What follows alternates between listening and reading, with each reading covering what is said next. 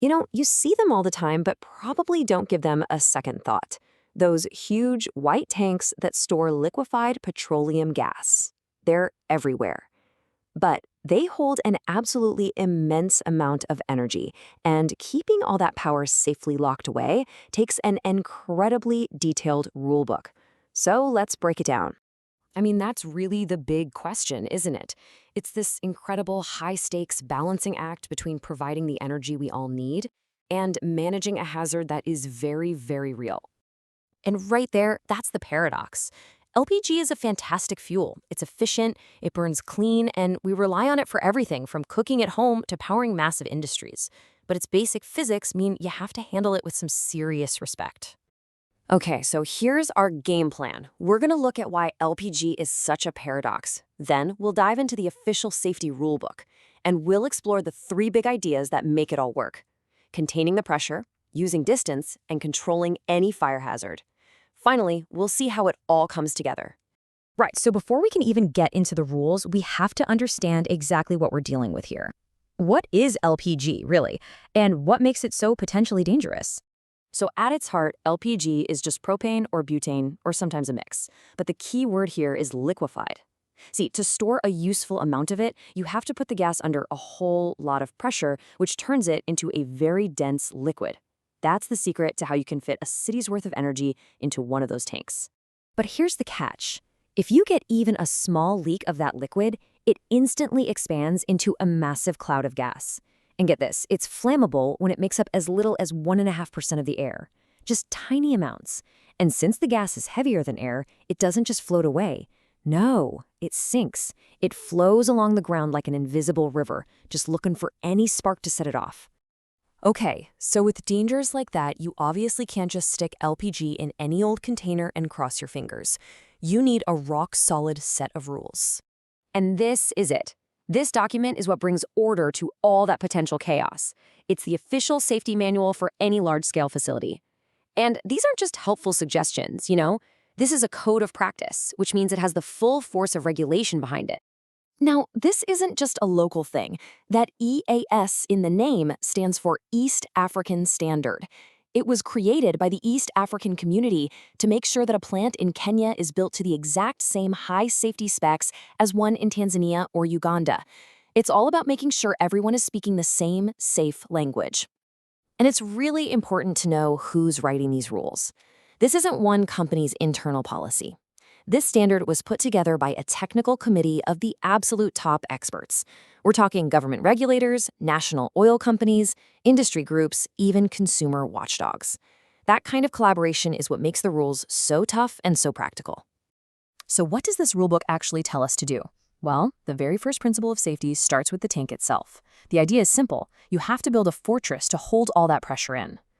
An LPG tank is so much more than just a big metal can. It's a pressure vessel, a seriously engineered piece of gear. The standard demands that it's built following super strict international codes, like the ones from the American Society of Mechanical Engineers. That code dictates everything from the exact type of steel you have to use to how strong the welds need to be. And every single tank has its own built-in safety system. You've got emergency shutoff valves that can stop a leak in its tracks. You've got pressure relief valves, think of them like the safety valve on a pressure cooker, that vent gas safely if the pressure climbs too high. Gauges make sure it's never ever overfilled. And finally, there's a permanent data plate, which is basically the tank's birth certificate and entire medical history all in one place. And that whole system isn't just installed and then forgotten about. Oh no, the standard is incredibly strict about this. Every 5 years, without fail, every single one of these vessels and all its critical safety valves have to be professionally inspected, tested, and recertified. No exceptions. But look, even the best engineered tank in the world isn't enough on its own. The second great principle of LPG safety is distance. You have to literally use empty space as a safety tool. This diagram you see here, it's not just some architect's drawing. Every single line and every number on it represents a carefully calculated minimum distance. The distance between tanks, from the tanks to buildings, from the filling area to the fence. It's a whole web of buffer zones designed to keep a small problem from turning into a big one. And that buffer zone, it's not one size fits all. It scales directly with the risk. So a smaller tank might need about 9.5 meters of space from a building. But for a really big vessel, that distance more than triples, all the way up to 30 meters. It's just common sense, right? More fuel equals more risk, so you need more space. But out of all the numbers in this entire standard, this might be the most important. 75 meters. That is the absolute, non-negotiable minimum distance any large LPG storage can be from a school, a hospital, a church, or any place where the public gathers. It's a hard line of defense for the most vulnerable people in our communities. All right, so we've contained the pressure inside a fortress, and we've used distance as a buffer. The last big piece of this safety puzzle is fire control. That means both preventing a fire in the first place and being ready to respond if the worst should happen. So, to prevent a fire, the standard starts by defining something called a hazardous area. Now, this isn't just the tank itself, it's any space around the facility where a flammable gas cloud could possibly form, either during normal operations or from a leak. What that means is around any spot that could potentially release gas, like a valve or a filling hose, the rules create this invisible 3D bubble. And inside that bubble, everything has to be ignition-proof. We're talking specially designed light switches, explosion-proof motors.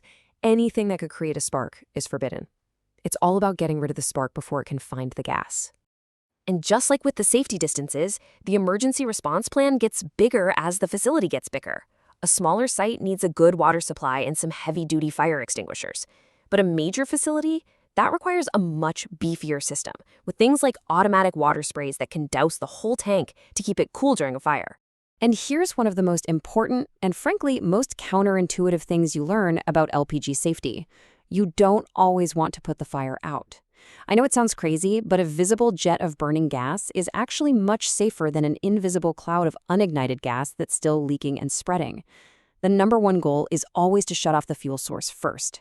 So, we've talked about the tank, the space, and the plan for fire. Let's just pull all that together and see why these rules really matter. The single biggest takeaway here is that this isn't just a random list of rules. It is a deeply interconnected system. The super strong tank gives the safety distances time to do their job. Those safety distances give firefighters a safe area to work in. Every single layer of protection backs up all the others. And at the end of the day, that's what this whole complicated document really is. It's an invisible shield. It's been carefully built from decades of engineering smarts and, sadly, from learning from past mistakes. It's what lets us live and work alongside these incredible stores of energy safely day in and day out. You know, when you start to think about it, our entire world is built on complex rulebooks, just like this one. From the electrical code inside our walls to the air traffic control systems managing the skies. It kind of makes you wonder, doesn't it? What other invisible shields are out there, quietly keeping things running smoothly every single day?